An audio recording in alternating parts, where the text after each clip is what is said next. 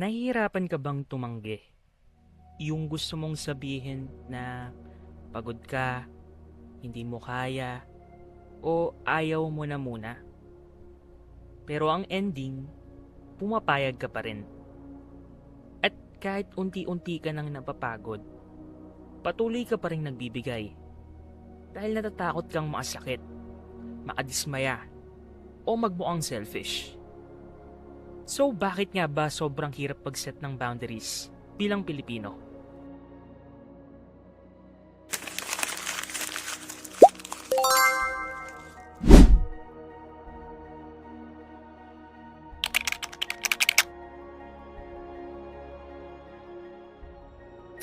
Halimbawa, may kaibigan kang paulit-ulit na humihingi ng emotional support kahit ikaw mismo yung drained na. Or may kamag-anak ka naman na pakiramdam mong obligado kang tulungan kahit ikaw na ang nahihirapan dahil kulang ka sa pera o hindi mo kayang tumulong. May mga pagkakataon din kahit gusto mong mapag-isa, sumasama ka pa rin sa mga yaya ng katrabaho o katropa dahil ayaw mong masabihang suplado o hindi marunong makisama. At minsan, kapag sinusubukan mong tumanggi, ikaw pa yung nakakaramdam ng guilt. Kung naranasan mo ng mga ito, maaring Pilipino ka. Madalas nating marinig online ang salitang boundaries. Pero para sa maraming Pilipino, hindi ito ganun kadaling gawin. Dahil sa mga pag-aaral sa psychology, ang boundaries ay hindi isang simpleng pagsasabi ng no. May connection ito sa relationships, sa emotions natin, at pati na rin sa kultura. Ang personal boundaries ay limits o hangganan na tumutulong protektahan ang emotional, mental, physical, at social well-being natin. Ibig lang sabihin, tinutulungan tayo nitong malaman kung ano ang okay para sa atin at kung ano ang hindi na healthy. Pakiramdam natin sa simula na selfish or bastos ito. Pero, it doesn't mean na wala ka ng pakialam sa ibang tao. Sa totoo lang, boundaries when done properly help relationships become healthier and more respectful. Dahil kapag wala kang boundaries, mas madali kang mauubos emotionally, ma-overwhelm, at minsan makalimutan na ang sarili mo. Pero, bakit nga ba sobrang hirap nitong gawin as a Filipino? Dahil malaki ang epekto ng kultura natin.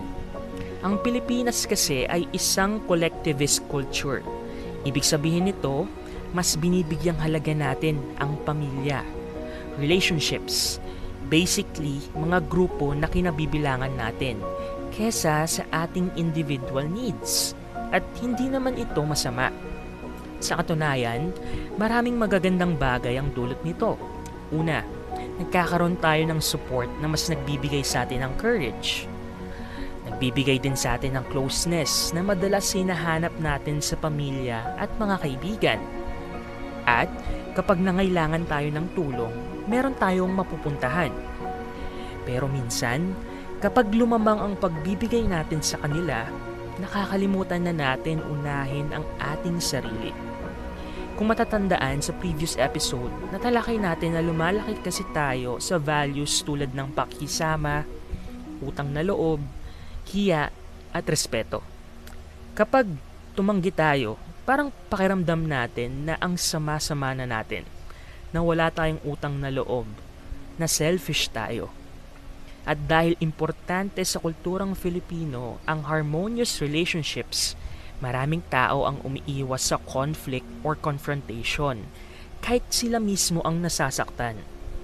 Sobrang nasanay at sinanay tayong intindihin ng ibang tao na nakalimutan na nating intindihin ang sarili natin.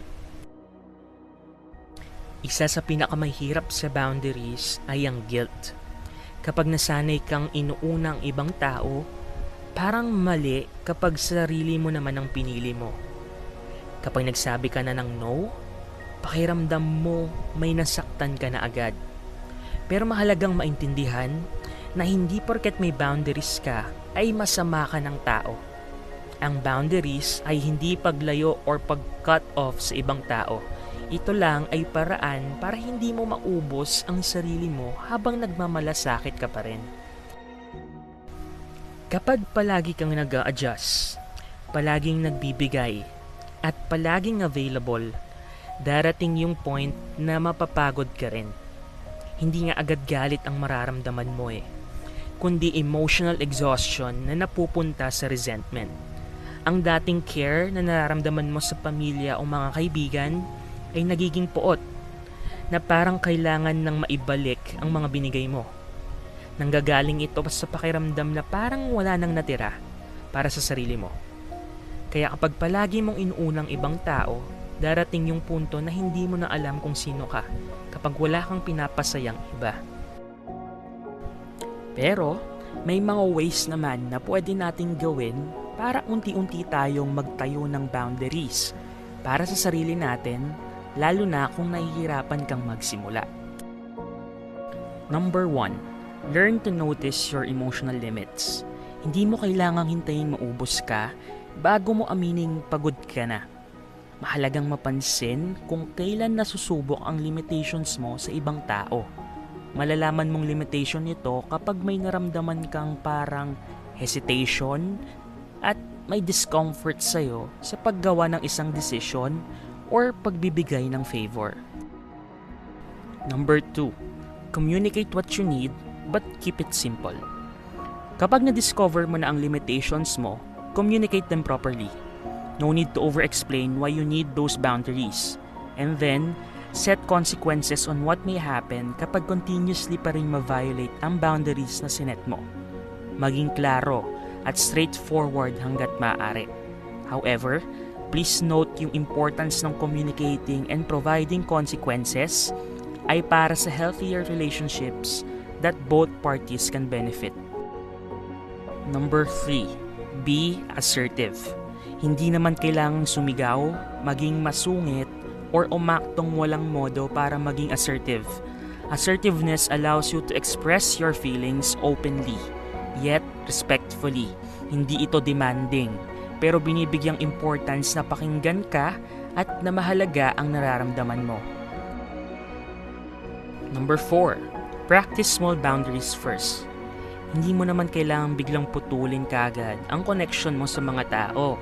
Pwede kang magsimula sa simpleng pagsasabi ng, hindi ko kaya ngayon. Kailangan ko munang magpahinga. Or, hindi ako comfortable doon. Pwede ka pa rin maging mabait habang may boundaries. Number 5, accept the discomfort that follows.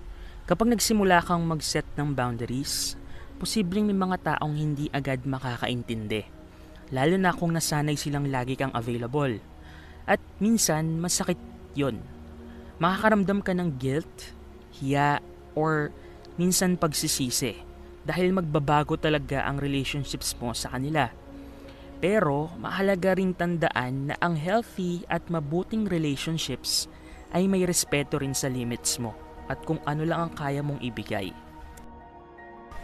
Sa kulturang Filipino, tinuturuan tayong maging mapagbigay, mapagmalasakit, at laging nandyan para sa iba. Of course, magagandang mga values na ito. Pero sana, habang iniintindi natin ng ibang tao, maalala rin nating intindihin ang sarili natin. Hindi masamang matutong magsabi ng hanggang dito lang muna. Dahil minsan, ang boundaries ay hindi tungkol sa paglayo, kundi tungkol sa pagprotekta sa taong matagal na nating napapabayaan, ang ating sarili.